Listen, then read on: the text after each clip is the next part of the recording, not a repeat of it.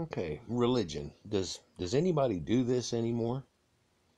Well, sure, we worship. I mean, everybody worships in their own churches and things like that, and people worship and do as they're supposed to and everything. But does anybody do the things you're supposed to do in the Bible to worship anymore? All the laws that are given to Moses at Sinai, not just the Ten Commandments, but have you read all these other laws past that? And the ones that get revisioned a little bit later than that, and then again later than that. Does anybody do any of these things anymore? You know, Jesus supposedly dismissed a lot of this, and so nowadays people say, well, Jesus dismissed all of it. He didn't dismiss really much anything out of it. He said a few times, I know it was said, blah, blah, blah, blah, but then he gives you another thing. He throws a parable at you, but that doesn't mean that anything's in there, or that the rest of that shouldn't be in there. And since the Jews didn't ever believe in Jesus Christ, right, and just went on with their Judaism and kept going, then what we should see, actually, is a bunch of goats and cows getting sacrificed at their synagogues. And I'm not sure if anybody's ever seen a goat or a cow at a synagogue ever. I've never been to a Jewish synagogue. Well, I went in once, but I've never been through ceremonies and things, and I'm not sure that they come in and kill and fling blood around on their finger and rub it on the horns of the altars, because I just don't think they're doing that anymore. It's kind of odd. Is anybody doing this anymore?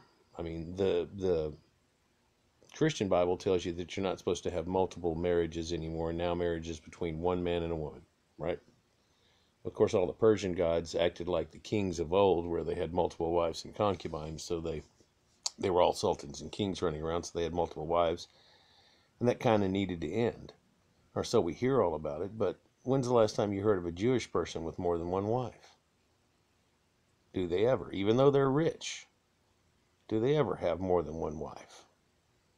I mean, you can cheat on your wife or whatever happens and BS like that, but no. I mean, do they ever have anything like what's described in the Bible? I mean, you see these Amish people and all this stuff, and they're trying to live as the Lord said, and all these type of things. But all the religions we have nowadays, are we doing any of this?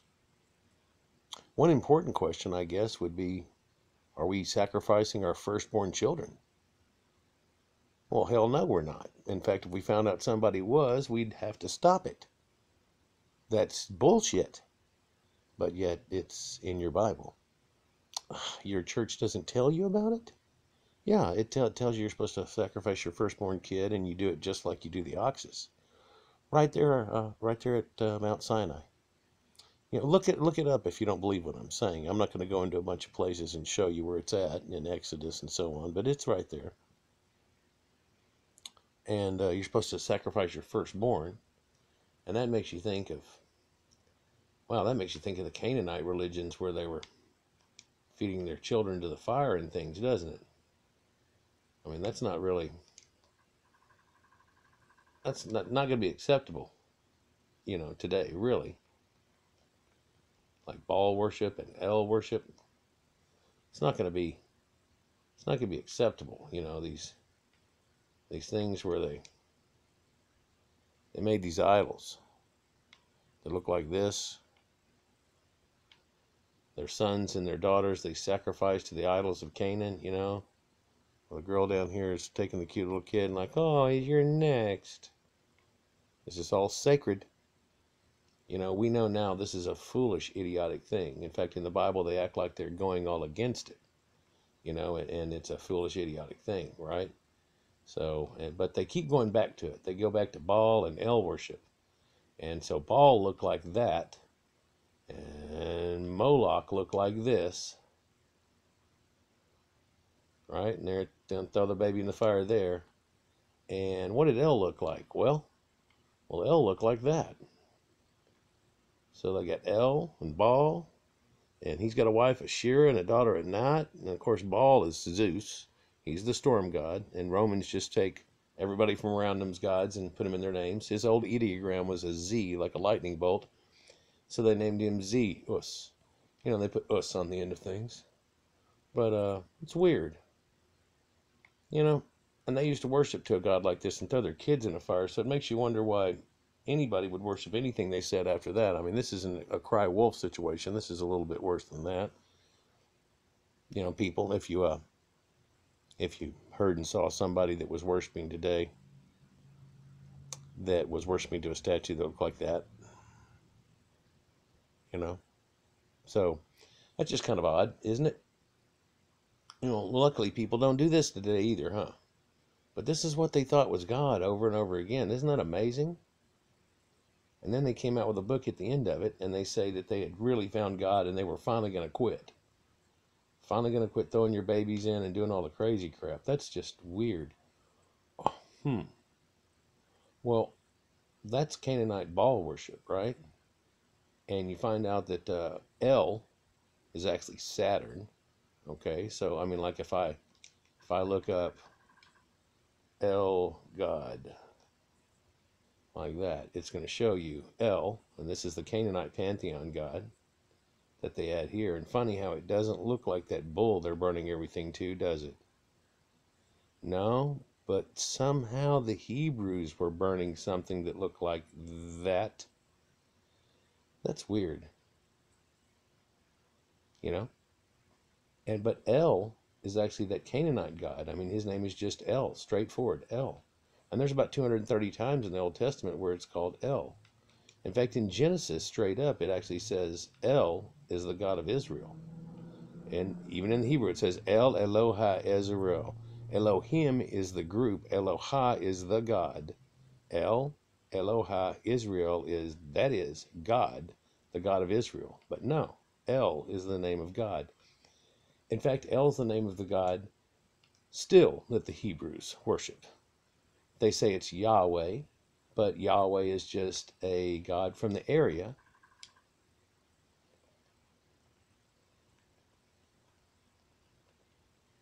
Here's Yahweh and Asherah. And here's a picture of Yahweh and his Asherah. Yeah, that's a bull god. Whoops. Yeah, that's a bull god. That's Yahweh and his Asherah. And his son, too. The weird thing is Asherah is El's wife and Baal is El's son. So what did he do? Kill him and then take over his family?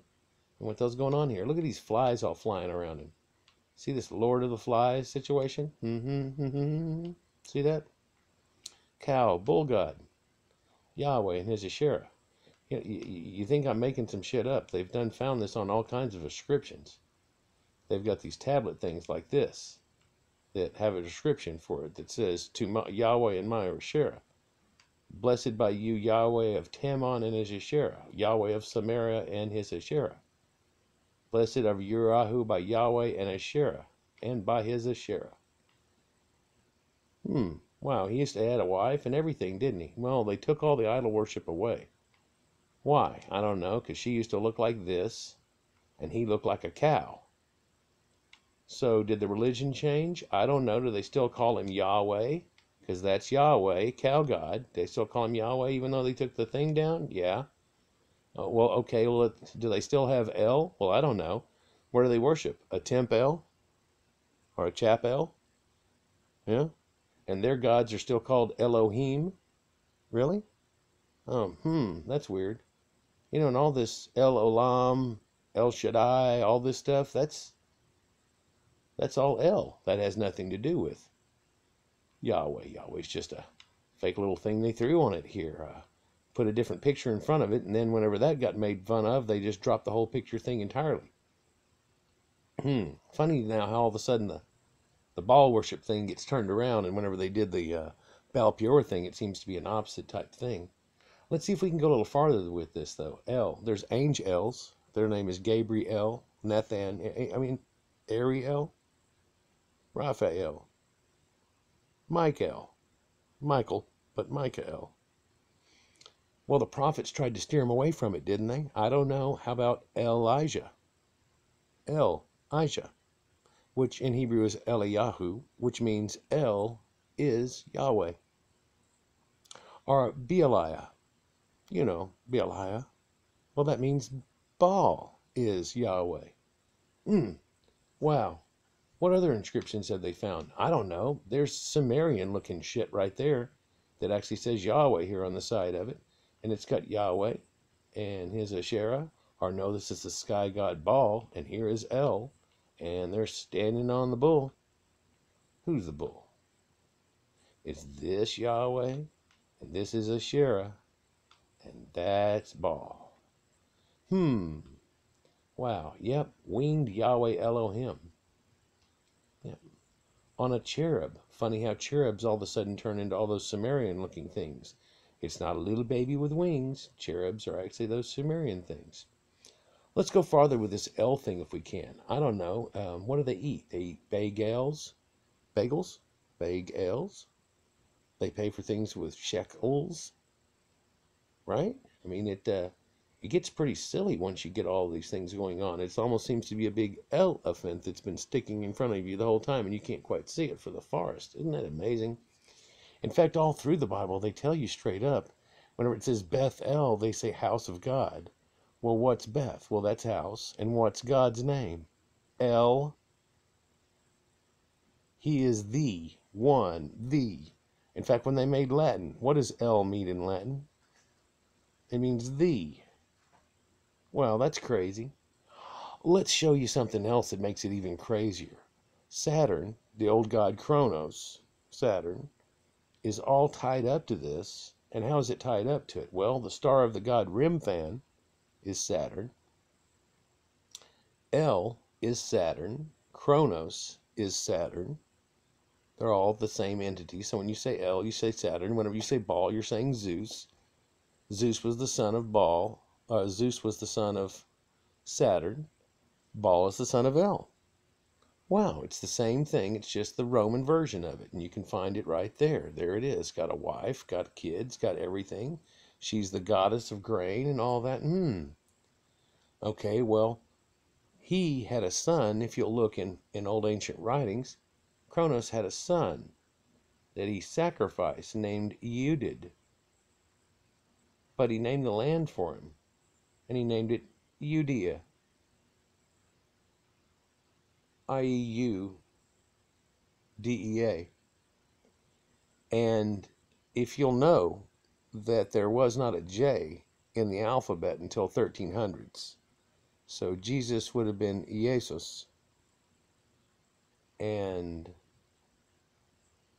doesn't that turn Judea into Judea?